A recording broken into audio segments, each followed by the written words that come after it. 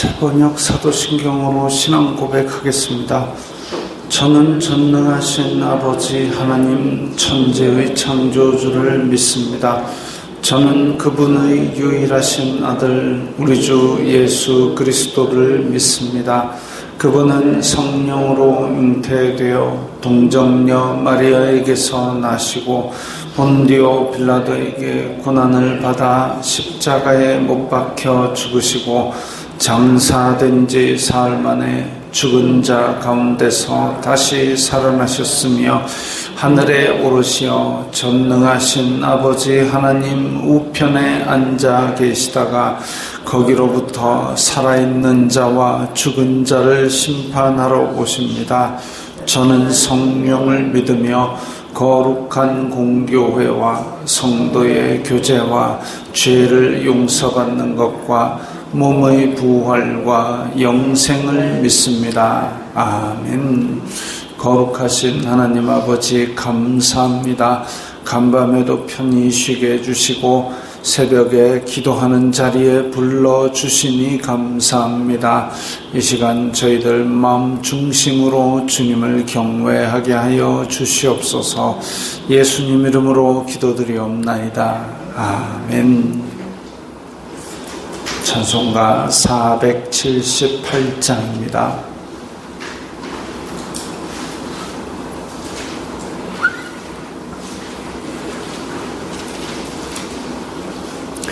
찬송가 478장입니다.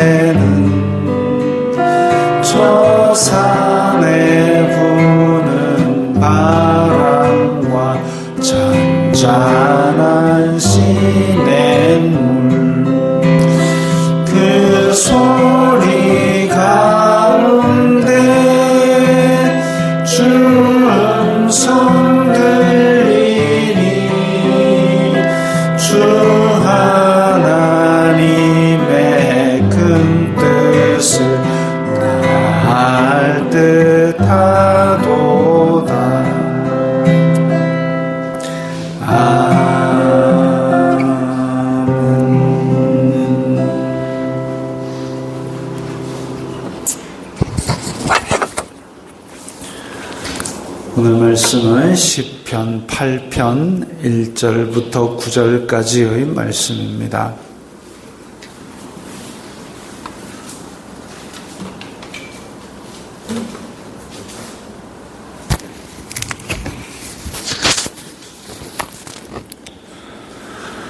시편 8편 1절부터 9절까지의 말씀 함께 읽겠습니다.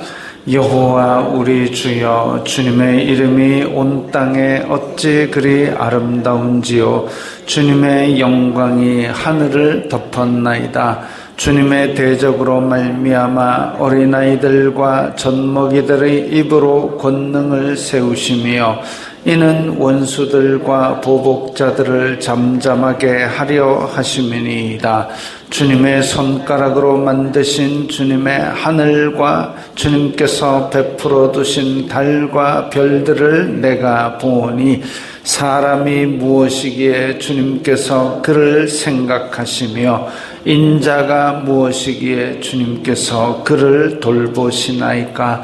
그를 하나님보다 조금 못하게 하시고 영화와 존귀로 관을 씌우셨나이다. 주님의 손으로 만드신 것을 다스리게 하시고 만물을 그의 발 아래에 두셨으니 곧 모든 소와 양과 들짐승이며 공중의 새와 바다의 물고기와 바닷길에 다니는 것이니이다. 여호와 우리 주여, 주님의 이름이 온 땅에 어찌 그리 아름다운지요. 아멘. 시편 8편은 그 시어들이 상당히 아름다운 것으로 유명한 시입니다.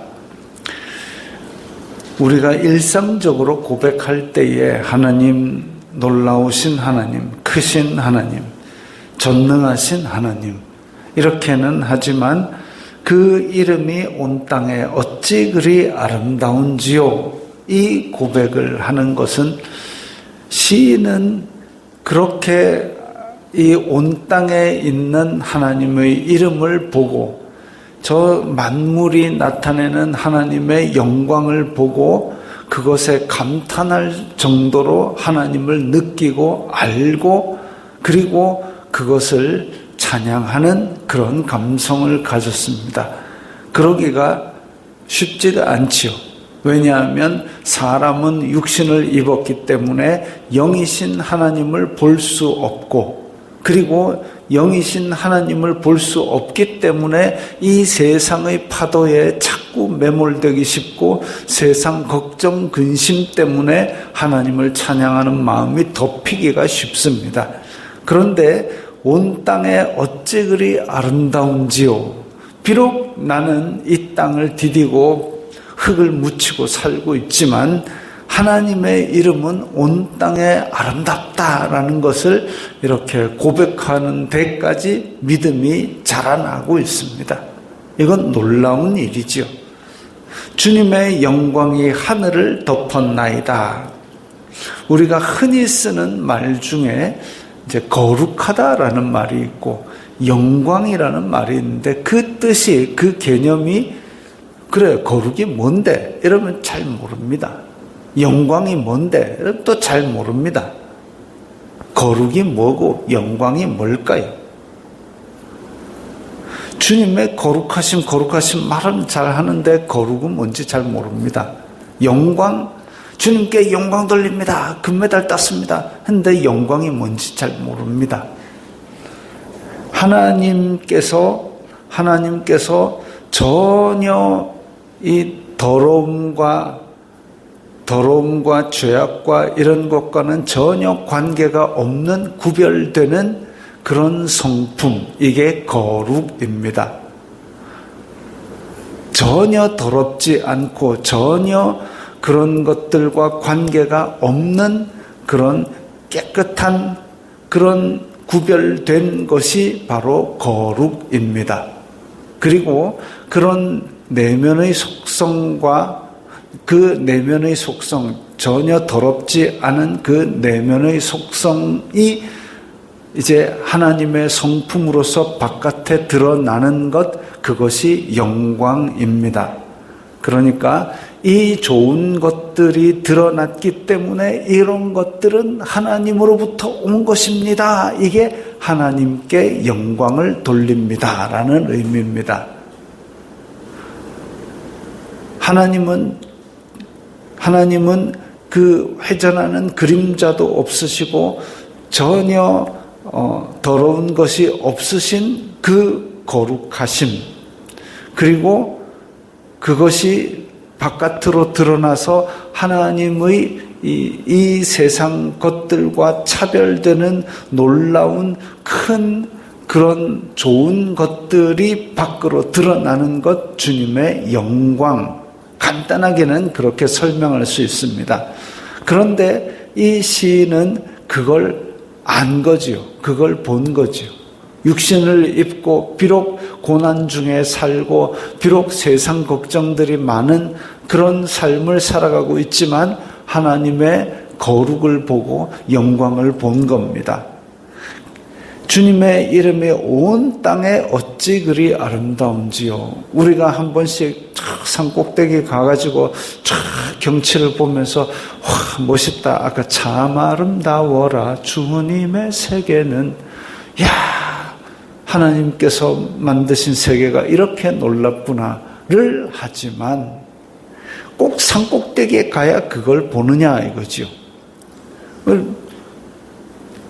아침에 해가 뜨고 밤에 해가 지고 별들이 올라오고 해의 빛남과 그리고 달의 은은함과 지금 여름이라서 뜨겁게 그렇게 해가 내리 비치는데 만약에 조금이라도 더 가까웠다면 우리는 다 불타오를 것이고 조금이라도 더 멀었다면 우리는 꽁꽁 얼어붙을 것이고 이 천지 만물의 조화 가운데서도 하나님의 큰 능력을 발견할 수가 있는 거죠.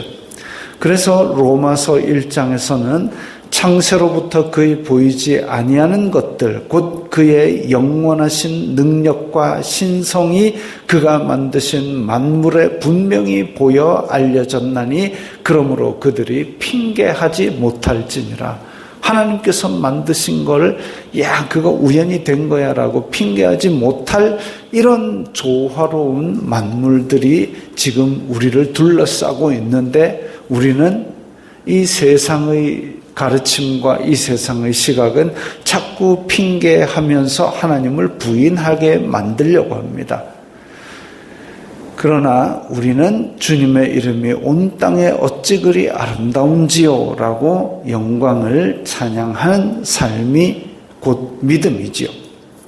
2절에 주님의 대적으로 말미암아 어린아이들과 젖먹이들의 입으로 권능을 세우심이요. 주님의 대적으로 말미암아 하나님을 믿지 않게 하려고 핑계하면서 또 이 시인을 괴롭히는 사람들, 원수들과 보복자들이 있음에도 불구하고 하나님은 그 권능을 나타내셔서 어린아이와 젖먹이들의 입, 약한 자들, 소외된 자들의 입을 통해서 하나님의 위엄을 나타내시고 강한 자들을 꺾으십니다. 어린아이들, 젖먹이들, 어찌 보면 이 원수들과 보복자들에 비해서 터무니없이 약한 이 시인의 상태, 시인의 마음으로 비유할 수도 있습니다.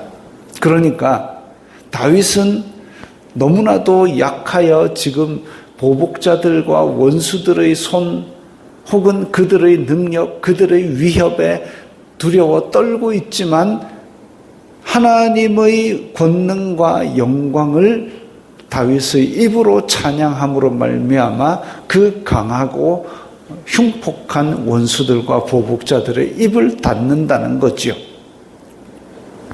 고린도전서 1장에 보면 그러나 하나님께서 세상의 미련한 것들을 택하사 지혜 있는 자들을 부끄럽게 하시며 세상의 약한 것들을 택하사 강한 것들을 부끄럽게 하려 하시며 하나님께서 세상의 천한 것들과 멸시받는 것들과 없는 것들을 택하사 있는 것들을 폐하려 하시나니 이는 아무 육체도 하나님 앞에서 자랑하지 못하게 하려 하심이라. 하나님께서 택한 자들을 괴롭히려고 세상의 많은 것들이, 권세자들이, 능력자들이 다가오고 공격하고 하지만 하나님께서 택하신 자들이 비록 어린아이들과 젖먹이같이 연약하고 없어 보이는, 지혜 없는 것처럼 보인다 할지라도 그 잘났다는 육체들이 하나님 앞에서 야, 하나님 택하신 사람들을 내가 이렇게 공격했다라고 자랑하지 못하게 막아주시고 꺾으신다는 겁니다. 3절에 주님의 손가락으로 만드신 주님의 하늘과 달과 별들, 이렇게 놀라운 삼라만상을 보면서 광대한 우주 속에 지금 이 인간은 너무나도 작고 초라해 보이는 겁니다. 그런 사람을 4절에 보면 사람이 무엇이기에 주님께서 그를 생각하시며 인자가 무엇이기에 주님께서 그를 돌보시나이까.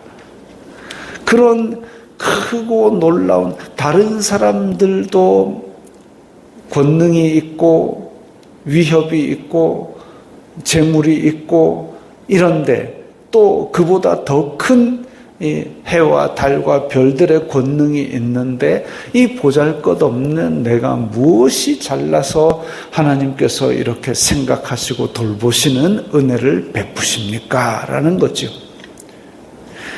하이델베르크 요리문답에 보면 사람은 제일 먼저 알아야 될 것이 하나님이 계신 거 알아야 되고, 죄의 비참함, 인간이 죄로 말미암아 얼마나 비참한 존재인지 그걸 알아야 된다 그랬습니다. 그래야만 하나님의 은혜를 갈구할 수 있게 된다 그랬습니다. 지금 여기서 나오는 거죠. 여호와 우리 주여 주님의 이름이 온 땅에 어찌 그리 아름다운지요 나왔습니다.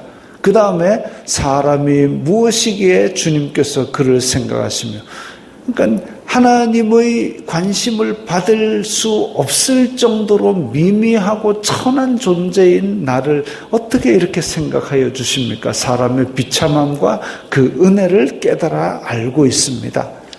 그렇게 알게 되면 찬양할 수밖에 없는 것이지요. 그를 하나님보다 조금 못하게 하시고 영화와 존귀로 관을 씌우셨나이다.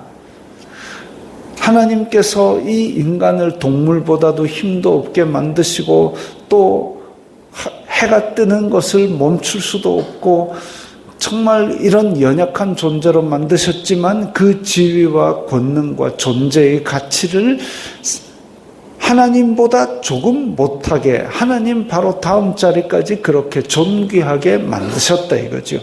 그렇게 존귀하게 만드셨기 때문에 하나님께서 아들을 보내어 그를 희생하게 하셔서라도 이 택하신 백성들에게 영원한 생명을 주시기를 기뻐하셨습니다. 주님의 손으로 만드신 것을 다스리게 하시고 만물을 그의 발 아래에 두셨으니 창조 세계에 대한 권위를 주시고 그리고 우리를 하나님의 자녀 삼아 주시고 왕 같은 제사장으로 삼아 주셨습니다. 여호와 우리 주여 주님의 이름이 온 땅에 어찌 그리 아름다운지요. 이제 시작과 끝이 이렇게 똑같은, 시작과 끝이 똑같은 경우에 히브리어의 시는 가운데 쪽으로 갈수록 그 주제에 가까워집니다.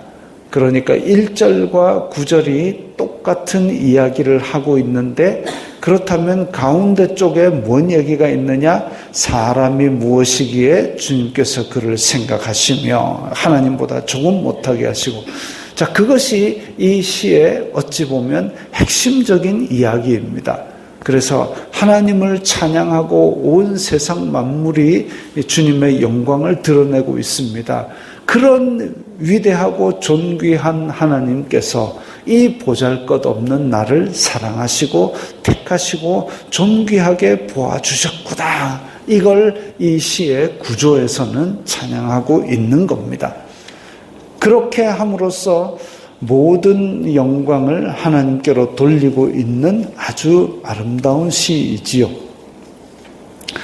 이 다윗의 많은 시들을 보면 참 신세한탄하는 경우가 많습니다. 앞에서는 하나님 힘들어 죽겠습니다. 괴로워 죽겠습니다. 어떻게 괴로우냐면 원수들이 칼을 들고 내 목까지 미쳤습니다. 나는 숨이 턱턱 막히고 괴로워 죽겠습니다. 그러나 하나님께서 나를 돌아보시오매 이렇게 되었으니 나는 주님의 영광을 찬양하리이다. 이렇게 일직선적인 스토리로 이어지는 시가 많이 있습니다. 그런데 오늘 시편 8편은 이렇게 처음과 끝, 그 다음 또 안쪽으로 들어오면서 한 칸 들어오면서 여기에 주제가 심어지는, 그래서 맨 첫 구절과 끝 구절, 근데 한 구절씩 안으로 들어오는 이런 구조를 가진 시입니다. 그리고 그렇기 때문에 이 보잘것없는 인간을, 천지 만물을 아름답게 하신 하나님께서 기억하여 주셨다라는 찬양을 돌리고 있습니다. 그 구조를 생각하면서 이 시를 주야로 묵상하면 정말 우리의 찬송가 불렀던 것처럼 참 아름다워라, 내 아버지의 큰 뜻을 이제 알 듯하도다. 그게 바로 우리를 사랑하시는 그 큰 사랑이지요. 이 만물을 우리를 위해서 만들어주시고 또 우리로 하여금 다스리게 하시고 그렇게 운행하시는 하나님의 영광, 그것을 우리가 찬양할 때에 세상이 줄 수도 없고 알 수도 없는 기쁨과 평안을 가지게 될 것입니다. 주기도문하겠습니다. 하늘에 계신 우리 아버지의 이름을 거룩하게 하시며 아버지의 나라가 오게 하시며 아버지의 뜻이 하늘에서와 같이 땅에서도 이루어지게 하소서. 오늘 우리에게 일용할 양식을 주시고 우리가 우리에게 잘못한 사람을 용서하여 준 것 같이 우리의 죄를 용서하여 주시고 우리를 시험에 빠지지 않게 하시고 악에서 구하소서. 나라와 권능과 영광이 영원히 아버지의 것입니다. 아멘.